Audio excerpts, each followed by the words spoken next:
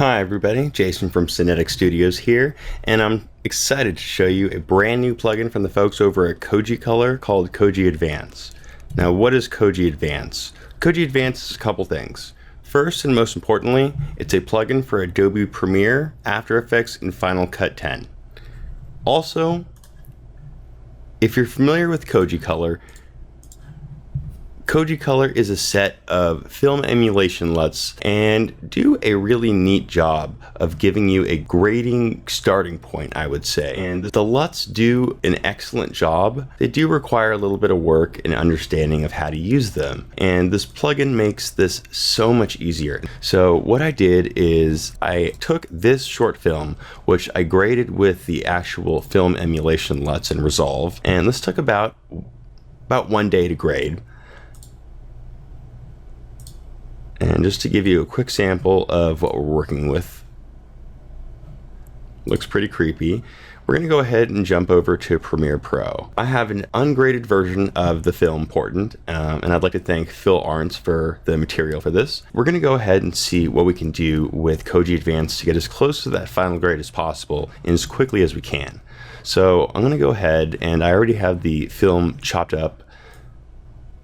And I'm just going to go over to the effects panel. I already looked up Koji, and you will see Koji Advance. Now, you can use this in a couple of ways.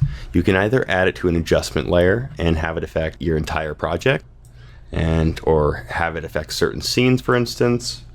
But in this instance, I want to drag it on the clip, and I'll show you why in 1 second. So I'm going to drag it to the first clip, and I'm going to go over to Effect Controls. And you'll see the first drop down is camera format. And you see we have a variety of camera formats ranging from Log and Rec 709, from ARRI, Blackmagic, Red, Canon, pretty much any recent camera you can imagine. This short was shot on a Red Dragon, so I'm going to go ahead and select Red Log Film, and this is a really fun start. These are all the film stocks that we can work with. The N, S, and LC are just different variations of that film stock.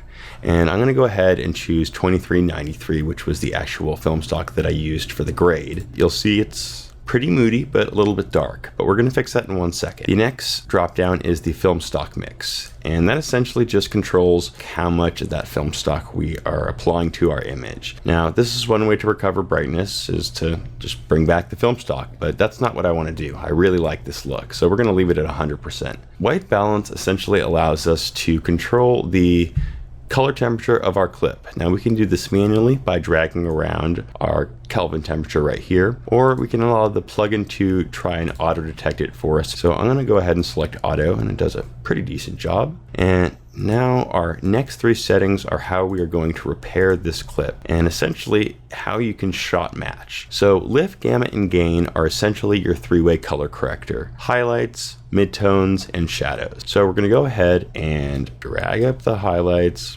drag down the midtones, and the shadows. I think I'll bring up the midtones a little bit and bring down the highlight. We want a nice moody piece, as that's how it was graded. And we're going to go down to the next option, which is density. Density is a very unique control, especially in a modern color corrector, because it is more akin to color timing than it is to modern digital color correction. So density, if you watch me drag it in positive direction, makes the image darker, but it is actually not affecting saturation or other aspects of the image, such as luminance. Same thing happens if I drag it the other way. So it's a neat way to add a little bit of bite to your image. I'm going to go ahead and leave it at about 1. Saturation is exactly what it sounds like. How much saturation do you want your image to have? Now, I like this at 0, so I'm going to leave that right there. The next 3 settings are very unique and ones that I have come to love after slowly learning how to use them.